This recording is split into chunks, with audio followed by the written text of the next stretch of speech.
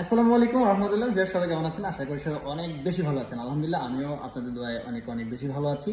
So আজকের ভিডিওটা হচ্ছে, যারা আমার লাস্ট ভিডিওতে অনেক বেশি কমেন্ট করেছেন যে স্পেনের 2010 সালের পরে বাংলাদেশিদের জন্য ব্লক করে দেওয়া হয়েছে, কোনো ধরনের বাংলাদেশিদের জন্য ওয়ার্ক পারমিট ইস্যু হয় না। সো তাদের জন্য শুধু আজকের ভিডিওটা।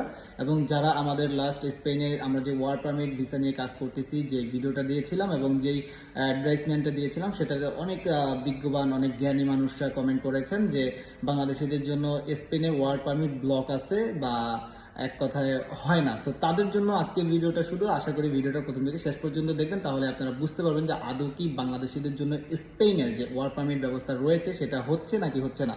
সো আমরা সরাসরি আপনাদেরকে দেখাবো বাংলাদেশে স্পেনের যে এম্বাসির সরাসরি অথরাইজড ওয়েবসাইট রয়েছে, সেখান থেকে কিছু তথ্য দেখানোর চেষ্টা করবো। তো চলেন দেখা যাক।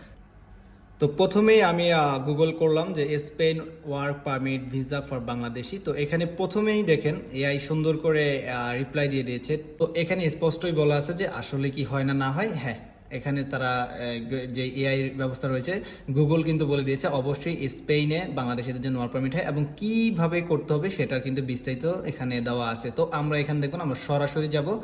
এই যে যে দেখেন www.exteriors.gov.es, এটা হচ্ছে স্পেনের যেই বাংলাদেশের এম্বাসির অথরাইজেশন ওয়েবসাইট রয়েছে, সেখানে আমরা চলে যাব। দেখেন এখানে কি বলেছে, এমপ্লয়ি ভিসা।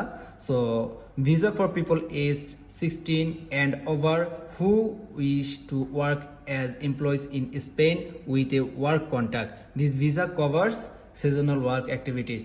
তো এখান থেকে আমরা চলে যাব হচ্ছে নিচেই দেখতে পাচ্ছেন রিকোয়ারমেন্টস TRA.pdf, এটা আমরা নতুন একটা ট্যাবে ওপেন করতে চাচ্ছি।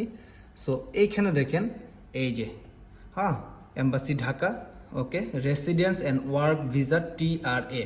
সো এটা হচ্ছে সরাসরি এই ওয়েবসাইটের, এখানে দেখেন যে এটা সরাসরি স্পেনের যে বাংলাদেশের এম্বাসি রয়েছে ঢাকাতে তাদের অফিসিয়াল ওয়েবসাইট। ওকে, সো এখানে দেখেন যে এখানে তারা একটা ফর্ম একবারে নির্দিষ্ট করে দিয়ে দিয়েছে যে residence and work visa TRA এর জন্য কি কি প্রসিডিউর রয়েছে। প্রথমে হচ্ছে আপনাকে অ্যাপ্লিকেশন ফর্ম করতে হবে, photo, visa fee, processing, ID card, date of birth certificate.